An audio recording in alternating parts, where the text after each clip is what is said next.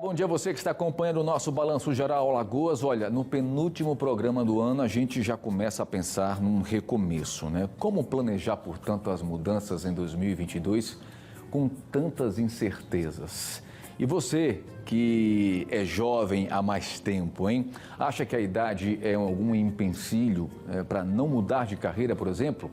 Esse tema é assunto a partir de agora com a nossa querida amiga doutora Solange Guastaferro, que vai nos ajudar a entender, né, as perspectivas para 2022. Bom dia, doutora Solange. Bom dia, Tiago. Bom dia, TV Pajuçara, a equipe, a todos que nos assistem, né? Mais uma vez chegou aquele momento da gente começar a refletir sobre tudo aquilo que a gente fez ou deixou de fazer em 2021 e esse planejamento para 2022. Só que com essas incertezas, né, pandemia, a economia realmente que tem nos deixado, nos tirado aí realmente o sono, né? Como é que a gente pode e deve fazer esse planejamento para o ano que vem? Então, a gente deve colocar metas e estratégias, né, diante de tudo isso, sem colocar tantas expectativas. Mas a gente também não pode ficar estagnado, né? A gente não pode parar.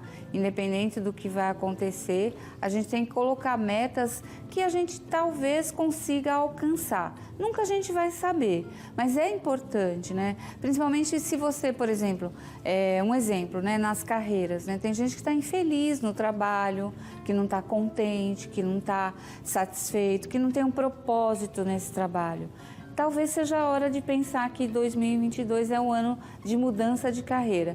Então, muitas pessoas às vezes falam, mas isso depende muito da idade, às vezes. Isso não é empecilho, né? Eu mesmo mudei minha carreira depois com quase 50 anos, então tá tudo certo, não tem problema, né? Existe algum exercício, assim, até uma brincadeira para envolver até a família, que possa contribuir para pensar nessa perspectiva, naquilo que a gente pode projetar algo alcançável? Por exemplo, eu tenho o hábito, junto com a esposa, de todo final do ano a gente sentar, pegar uma folha de papel, pegar lápis, uma caneta e dizer assim, qual é o nosso objetivo daqui para frente? Vamos traçar esse objetivo. E aí, eu quero ir fazer uma viagem, a gente põe a viagem para tal lugar, eu quero mudar de carro, eu quero ter uma qualidade de vida melhor. Então a gente põe isso no papel e deixa guardado, né? Para chegar exatamente nesta época aqui, no final do ano, por exemplo, eu vou pegar agora aquilo que nós colocamos no ano passado, né? Para saber o que a gente conseguiu alcançar, mas a gente estabeleceu metas. Sim. Estabelecer um objetivo. Poderia, com essa brincadeira, poderia ser algo que a gente possa ter um pontapé inicial nessa história? Excelente ideia, e eu acho que fica mais interessante, né, dentro da família, que cada um faça o seu e não conte, né, para o outro, porque eu acho que vai ficar, e guardar realmente isso, né, para que se a gente saiba, e assim, eu acho que quando a gente coloca no papel, a escrita é muito importante, né, parece que a gente firma um contrato com a gente mesmo, né, fala, não, eu vou conseguir, eu vou fazer com que dê certo, né?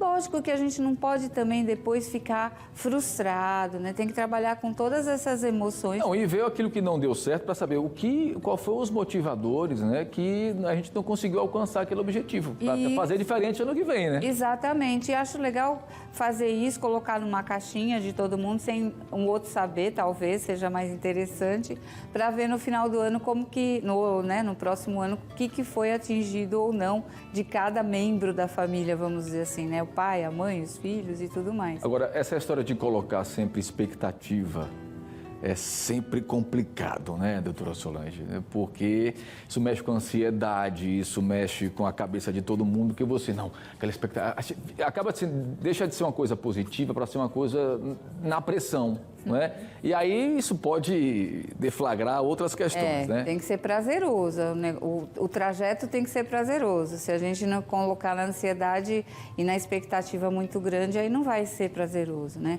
E a gente tem que entender que as metas e as estratégias tem coisas que dependem só da gente, né? Mas tem coisas que não, né? Que não dependem só da gente.